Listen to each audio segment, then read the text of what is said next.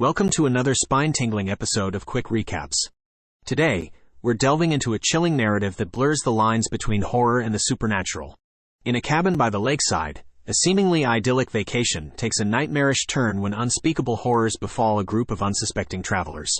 But our story doesn't end there. We'll also venture into the heart of Los Angeles, where a condemned apartment complex conceals a secret that should have remained buried. As we unravel this tale of darkness and dread, prepare yourself for an immersive narrative filled with unexpected twists and relentless horror. Get ready for a podcast episode that will send shivers down your spine and leave you questioning the very fabric of reality. I'm Jake, and I invite you to join me on a journey into the depths of the unknown. Let's begin. Once upon a chilling weekend, two cousins, Teresa and Jessica, had been anticipating a much-needed escape from the hustle and bustle of their daily lives. With them on this lakeside cabin retreat was Jessica's boyfriend Caleb, who had recently joined their close-knit circle. Their journey to the cabin promised serenity and bonding, but as the sun dipped below the horizon on the first night, an inexplicable darkness began to creep into their midst. On the eve before their departure, Beth, a guitar technician with a deep passion for music, was confronted with life-altering news. She had just discovered that she was pregnant, an unexpected twist that shook the very foundations of her world. Seeking solace, she decided to pay a visit to her sister, Ellie, a gifted tattoo artist and a determined single mother of three. Ellie's life was a testament to resilience, raising her teenagers Danny and Bridget, alongside her youngest Cassie, in the aging confines of Mond Apartments, a condemned complex in the heart of Los Angeles. However, their tale takes an ominous turn when a violent earthquake shudders through the apartment building. The tremors revealed a hidden chamber beneath the basement's cold concrete surface, a secret long forgotten by the world.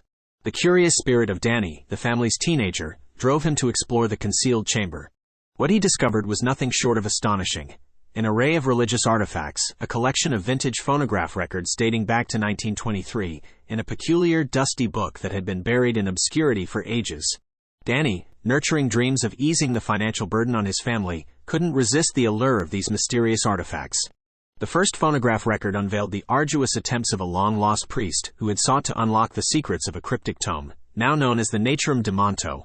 What the family did not know was that this was just the first volume of an unholy trilogy, a forbidden text that transcended the boundaries of comprehension. The subsequent record unveiled the priest's clandestine research and the dire consequences of an inadvertent incantation, a haunting summoning that brought forth malevolent entities known as deadites. As the sun vanished beneath the horizon, casting long shadows throughout the apartment complex, the building plunged into darkness. Ellie, secluded within the family's apartment, became the unwilling host for an unseen, malevolent force, utterly oblivious to the horrors that lay ahead. Her trance-like state gave way to a menacing presence as she pleaded with Beth to safeguard her children. It was a haunting scene that lingered long in the memories of those who witnessed it. With Ellie now a potential threat, Beth and their bewildered neighbors were left with a grim task: to bid farewell to their sister and seek a way out of the apartment building. They embarked on an eerie journey within the forsaken structure, only to find the grim reality of their confinement. The main staircase had crumbled, rendering it impassable, the elevator had descended into disrepair, and the fire escape seemed to remain tantalizingly out of reach. Just as hope waned, Ellie returned from her ethereal exile, launching a renewed attack on her family, inflicting injuries on Beth and Bridget. Amid the growing chaos, Danny confided in Beth, revealing the startling discovery of the Naturum de Monto. However, this act of trust would have devastating consequences, as Ellie manipulated young Cassie into unwittingly betraying her family. The apartment became a battleground, with Bridget succumbing to possession through her grievous wound, turning on her own flesh and blood. In a horrifying twist of fate, she met her demise when a broken broom handle pierced her skull. With the situation spiraling out of control, Beth resorted to the last remaining phonograph record in a desperate bid to exorcise the deadites. What she found was a grim revelation. The priest's efforts had been in vain, and his allies had been consumed by the malevolent entities. The chilling truth was that only the total destruction of the host could bring an end to the deadites. As the night grew darker and more malevolent, Bridget, possessed and revived, fatally wounded Danny. In a desperate act, he resorted to setting his own sister on fire to prevent further harm before succumbing to his own injuries.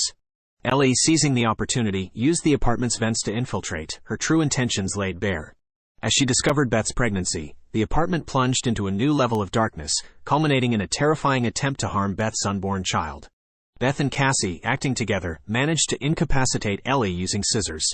In that haunting moment, Cassie accepted the painful reality that her mother was forever lost to the malevolence that had consumed her.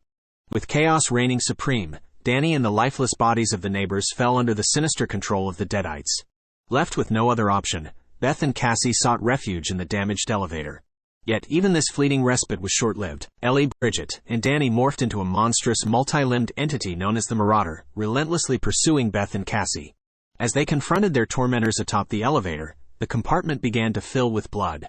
Desperation set in as they realized their fate, with the combined weight forcing the elevator to plummet to the ground floor. The impact was jarring, but it allowed Beth and Cassie a slim chance at escape, fleeing into the parking lot. Their relief, however, was short-lived, as the Marauder captured Cassie, attempting to behead her with a menacing chainsaw. Beth, now pushed to her limits, returned to distract the grotesque entity, ultimately overpowering it and forcing it into a nearby wood chipper. In the aftermath, Ellie's decapitated head taunted Beth, but she summoned the strength to kick it into the chipper, bringing an end to the malevolent presence for good.